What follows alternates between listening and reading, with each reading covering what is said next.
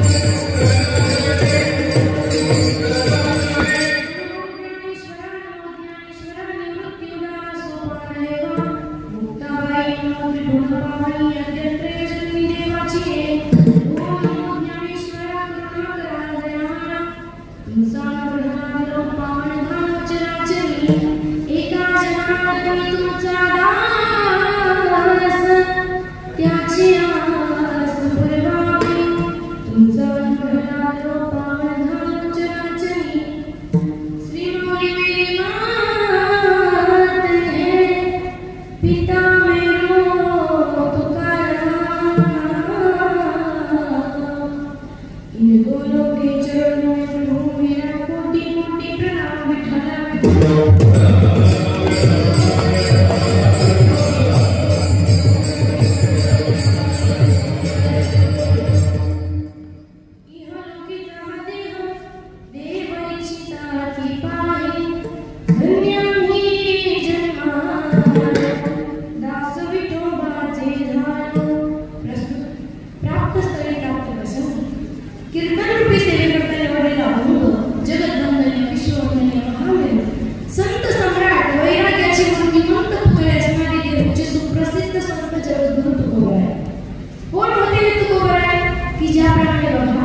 सूर्याची प्रखरता, चंद्राची शीतलता, अग्नीची दिव्यता आणि वेद मंत्रांची ममता, आईची वात्सल्यता, ज्यांच्या अंगी दया, क्षमा, शांती ही तीनही गुण ज्यांच्या ठायी निवास करत होते, असे असणारे जगद्गुरु तुकोबराय आणि या तुकोबरायांचा अभंग आजच्या कीर्तन रूपी सेवेकरता निवडला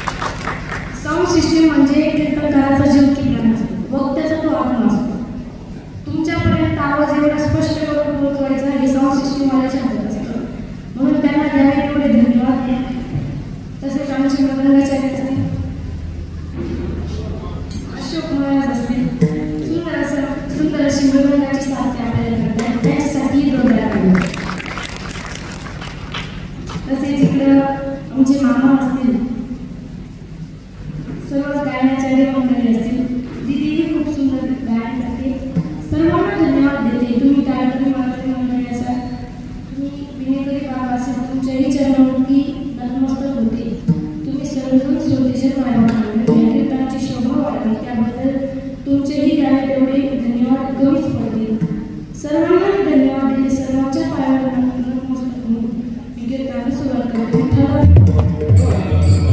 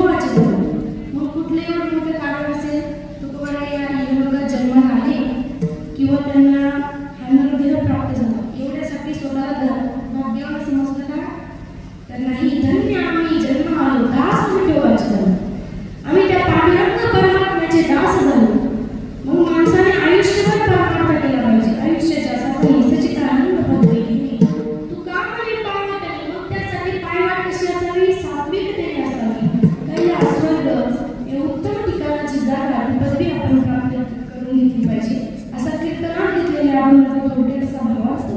तुमच्या भाषेत झालं ठळक ठळक बातम्या विठाला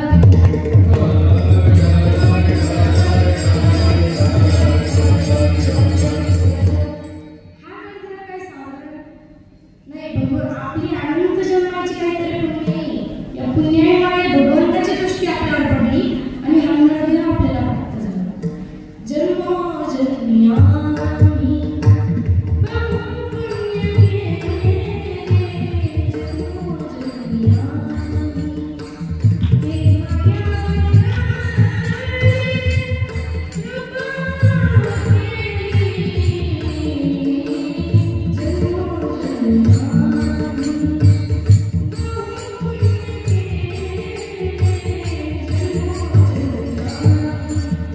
जन्मी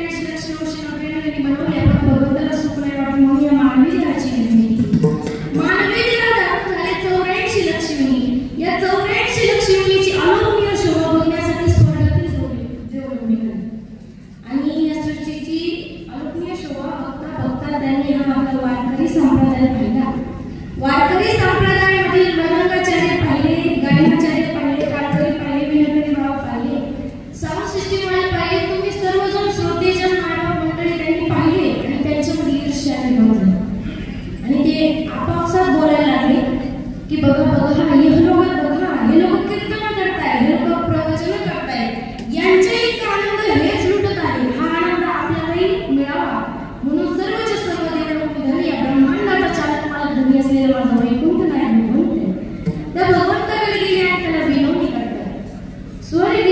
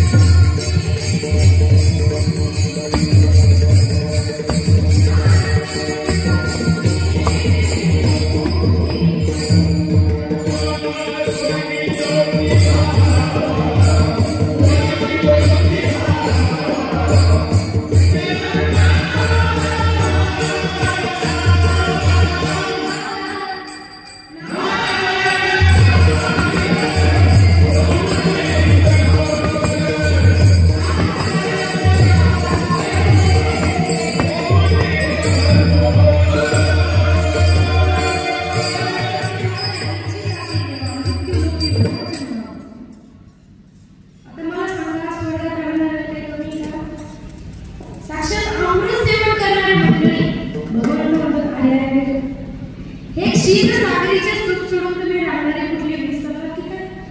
साक्षात अमृत सेवन करणारे तुम्ही मंडळी, आता खरंच सांगा, काही अमृत सेवन करणारे मंडळी काय कमी का? तुम्ही काय बोलत असेल, तुम्ही काय बोललेला काही रिस्पॉन्स मिळाला तर बोलायला चांगलं वाटलं, नाही तर माझी तिची बडबड झाली आणि तुमचं नुसतं टकामका पाहायचं काम झालं तर जमणार नाही. कारण हा खेळ एकल्याचा नव्हे. तुम्ही आम्ही खेळ, तुम्ही आम्ही खेळ,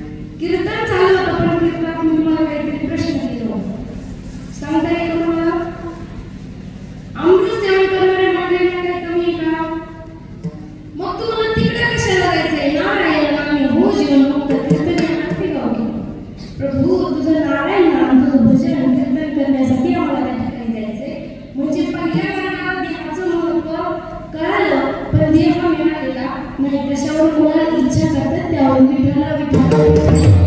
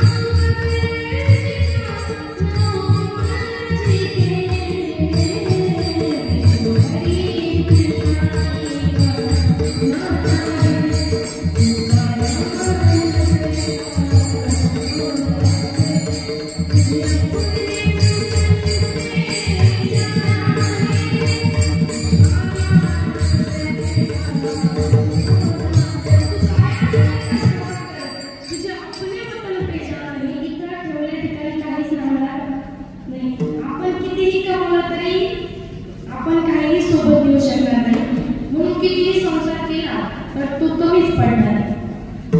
मग या संसार केला तर काहीच येत नाही, मग त्या भगवंताचं नामस्मरण तरी आपल्याला केलं पाहिजे. त्या भगवंताचं नामस्मरण केलं तर माणसात काही फायदा. माझ्या मम्मीने सांगावं हरिपाठामध्ये नित्य नियमाने निप्राण करून लक्ष्मी म्हणलं त्याजवळ जो भगवंताचा रोज या वाणीने नित्यनेम करेल त्याच्या घरात साक्षात लक्ष्मी नारायणाचा जोडा वास करतात. आणि ज्या घरात लक्ष्मी नारायणाचा जोडा वास करतो त्या घरात काही कमी पडणार नाही. म्हणून मम्मीने सांगितलं नित्यनेम. मग 5 मिनिटाचा 10 मिनिटाचा 15 मिनिटाचा तरी नित्यनेम आपण त्या भगवंताचा केला पाहिजे. बघा असे काही बहादर असतात स्वतःही देवाचं नाव घेत नाही, दुसऱ्याला घेऊ देत नाही. असंच एका गावात एक मुखिया होता. तो मुखिया काय करायचा, मुखिया म्हणजे आपल्याला सरपंच म्हणतात, पूर्वी त्याला मुखिया म्हणायचे. तो मुखिया काय करायचा, स्वतःही देवाचं नाव घेत नव्हता, दुसऱ्यालाही घेऊ देत नसायचा. हे गावकरी त्याच्या त्रासाला फार कंटाळले होते. असं वाटत होतं कधी मुखियाचा दावा त्याला करू आणि कधी आम्ही त्या भगवंताचं नामस्मरण करू, असं त्या गावकऱ्यांना वाटत होतं. कंटाळलेले होते त्याच्यात, वैतागलेले होते. योगायोगाने काय झालं, मुखियाला 8 दिवसासाठी मुंबईला काम दिलं. मुखियाने त्याच्याजवळ व्यक्तीला सांगितलं, म्हणे मी 8 दिवसासाठी मुंबईला कामाला चाललो. या गावकऱ्यांपैकी ज्यांनी कोणी देवाचं नाव घेतलं की मला आल्यावर सांग, मी यांना मोठ्यानं मोठा दंड देतो, असं सांगून मुखिया मुंबईला गेला. आता मुखियाने ज्याला सांगितलं होतं तो थोडा पारमार फिरवायचा होता. त्याला त्याच्या जवळच्या व्यक्तीला सांगितलं, म्हणे मुखिया 8 दिवस मुंबईला कामाला गेला. तुला सांगतो पण कोणाला सांगू नको, तुला सांगतो कोणाला सांगू नको, तुला सांगतो कोणाला सांगू नको. असं करत करत ही संपूर्ण बातमी सगळ्या गावात पसरली आणि कळालं मुखिया 8 दिवस मुंबईला गेला. मग त्यांनी सभा भरवली आणि एक व्यक्ती बोलायला लागला, मुखिया 8 दिवस गेला ना, आपण 1 दिवस ते सेवा केली. पण अजून एक व्यक्ती तिथे बोलायला लागला, 8 दिवस गेला तो, आता 7 दिवसाचा सप्ताहच करू. सगळं सप्ताहाचं आयोजन नियोजन त्यांनी केलं.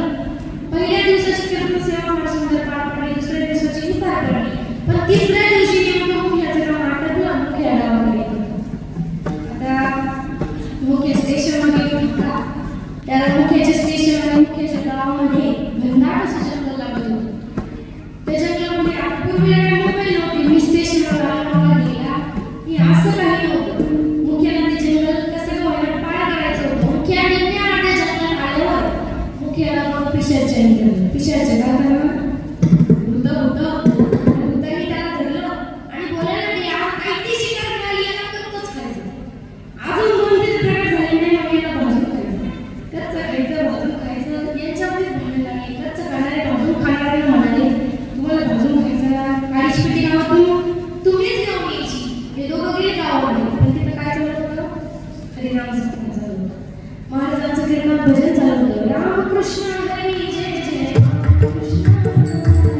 हे भजन त्यांनी ऐकल्याबरोबर ती उलट्या पायाने परत माघारी फिरले आणि या 2 भूतांना सांगले, आम्ही गेलो होतो काळीची पेटी आणायला, पण तिथं काय चालू होतं, तिथं ते चालू होतं. कारण भूतकरी देवाचं नाव घेत, भूतकरी देवाचं नाव घेत नाही आणि जे देवाचं नाव घेत असतं ते असं कोणीच नाही.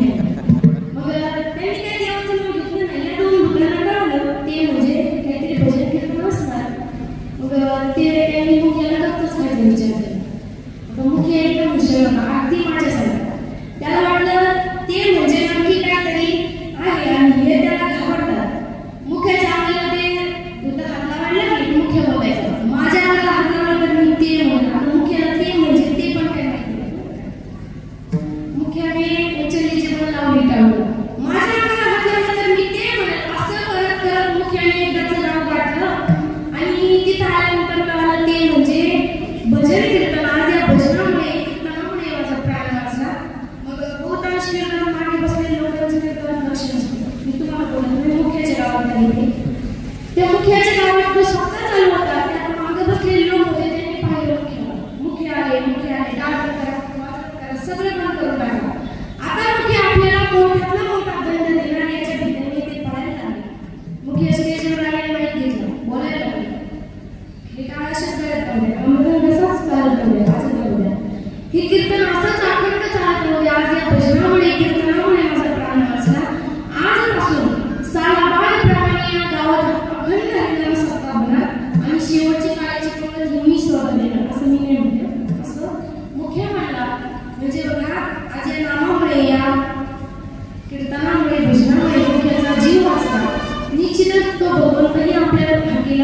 एक ना एक दिवस धरणार आहे म्हणून या वाणी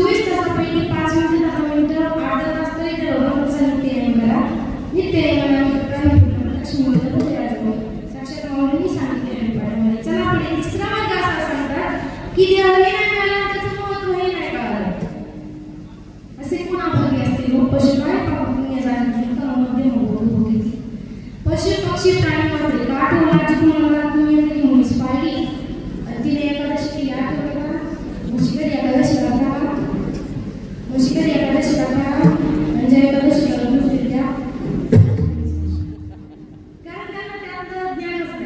आता त्र्यंबकची वारी झाली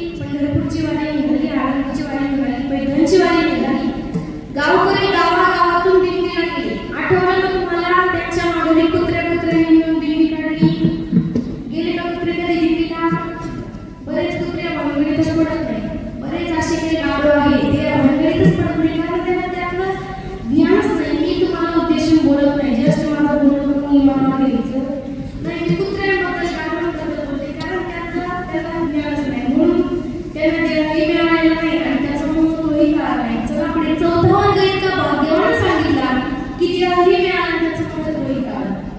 तेची संत तेची संत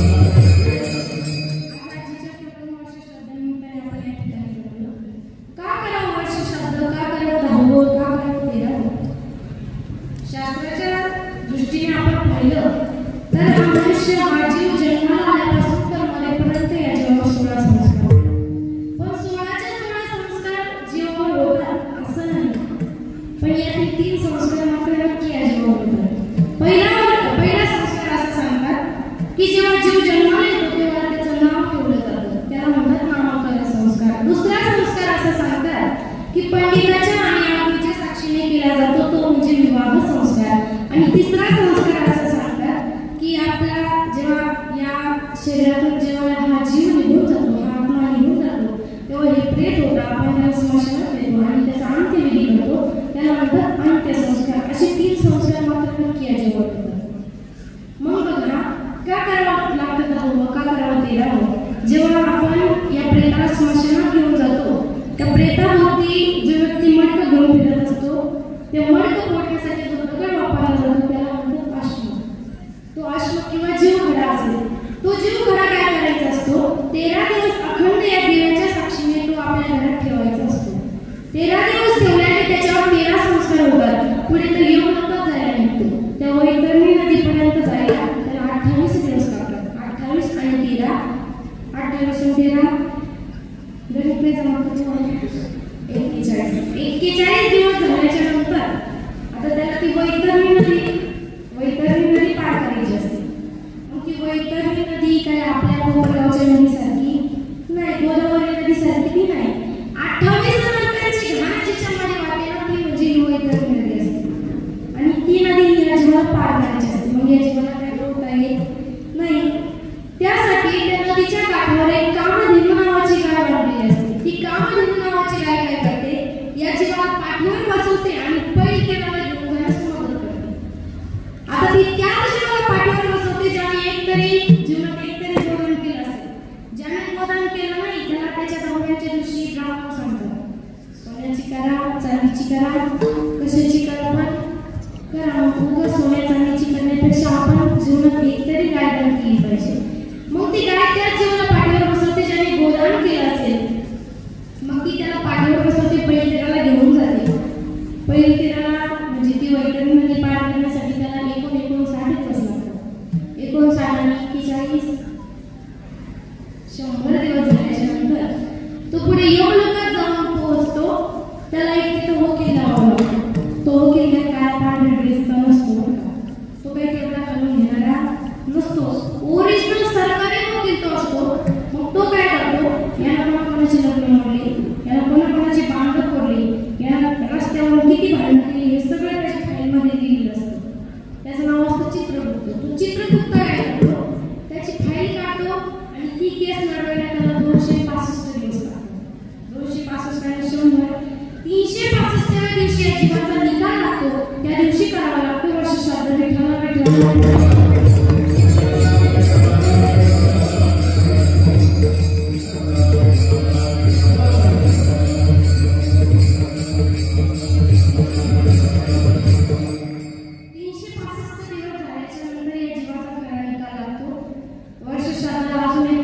म्हणजे पुण्यस्मरण. मग आज आजीच्या प्रथम पुण्यस्मरणानिमित्ताने आपण या ठिकाणी जमलो.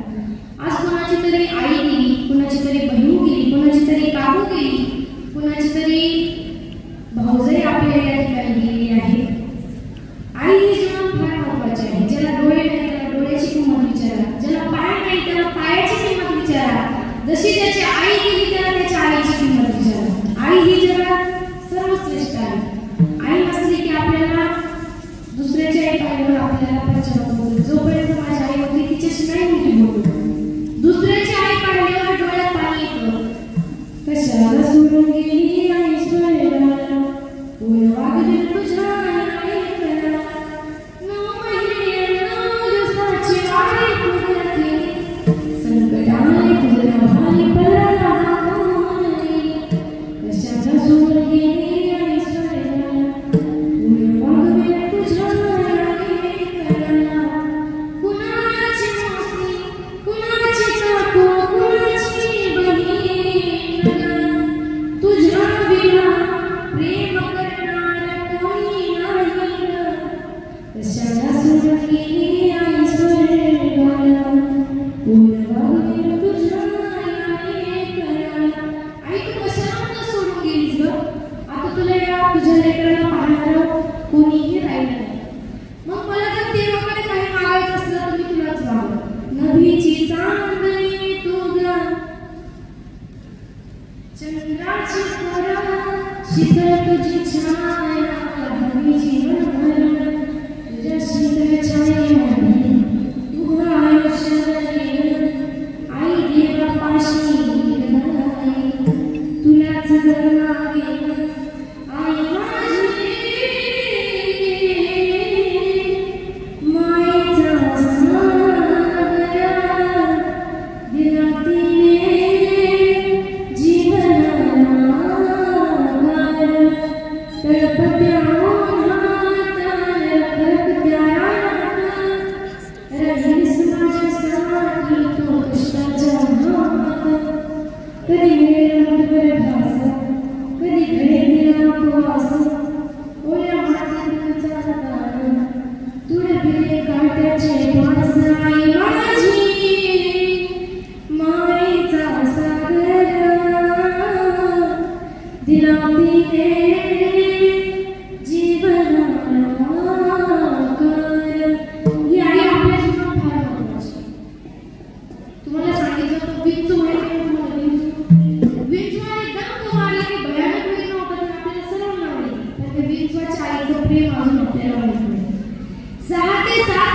ही आई जन्म देत असते, पण नियतीने हिच्याशी इतकं वाईट केलं बघा, नाही दूध पाजू शकत, नाही काय खायला घालू शकत, म्हणून करते काय, जसं कासवाचं बाळ. कासवाच्या बाळाला भूक लागली की ते एकटक त्याच्या आईच्या डोळ्यात पाहायला सुरुवात करते. मग त्या आईला कळतं ना माझ्या बाळाला भूक लागली, ती आईही त्याच्या डोळ्यात एकटक पाहायला सुरुवात करते. एकटक पाहता पाहता त्या कासवाच्या बाळाचं पोट भरतं. हे सामान ते फक्त आई नाही. मग अशीच ही विंचवाची आई काय करते, 6 ते 7 पिल्लांना जन्म देते. नाही दूध पाजू शकत, नाही काय खायला घालू शकत, करते काय, या 7ही पिल्लांना आपल्या पाठीवर घेते. जिवंतपणीच ती पिल्लं त्या आईचं मांस खायला सुरुवात करते. मग त्या आईला कळतं ना ती कुठेतरी लपून बसू शकते. तिला कळतं की आता माझी पिल्लं माझं शरीर घेणार नाही, ती कुठेतरी अंधारात जाऊन बसू शकते, पण तिचं ते जे हृदय असतं तिला ते परवानगी देत नाही. म्हणून आपल्या जीवनात आई ही फार महत्वाची. आई जशी महत्वाची आहे तसं बापही आपल्या जीवनात महत्वाचा आहे. बाप जरी मंदिराचा बाहेर असेल आई ही उंच मंदिराचा कळस असते, म्हणून बापही महत्वाचा. पायाच नसतो कळस काय लागणार, बापही आपल्या जीवनात महत्वाचा आहे. पण तो बाप समजून घेताना आपल्याला फार वेळ लागतो. मग दुसऱ्याचा बाप पाहिल्यावर आपल्या डोळ्यात पाणी येतं, आई बाप पाहिल्यावर डोळ्यात पाणी येतं. मला कसं तरी होतं या बाप लोकांचं बलिदान, माझा कंठ लागतो या गोष्ट बापाची संविधान. खांदे घाट पटले सुईदोर शिवलेला, माझ्या बापाच्या कपड्याला साधं हिरा जुळलेलं. असं हाकलं बापा मला सोडून गेला, तुकड्यामुळे माझा जीव वनवासी झाला.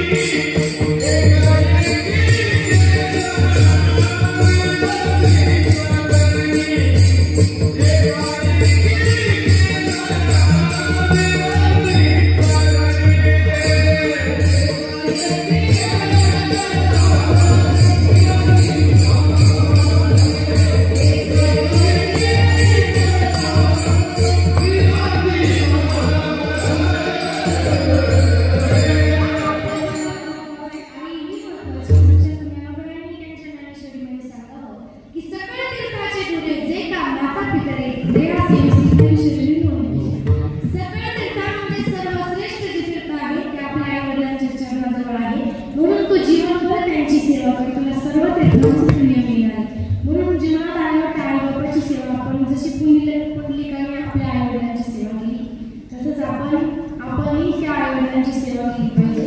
ते निघू केली की पश्चाताप करण्यात काही अर्थ राहत नाही. एक सरळ सर्वांनी हात वर करायचे, सर्वांनी सरळ हात वर करायचे.